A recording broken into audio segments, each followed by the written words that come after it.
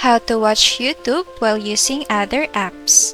Hello everyone, welcome back to our channel. For today's video, I'm going to show you how to watch YouTube while using other apps. Now go to your settings and just search for picture in picture and just click on that. Now find on YouTube. Now make sure that the picture in picture is allowed in this app.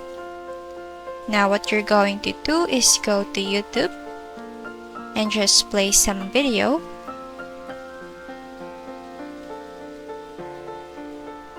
And then once we go exit the YouTube, as you can see, here is our video continue playing even if the YouTube app is not open.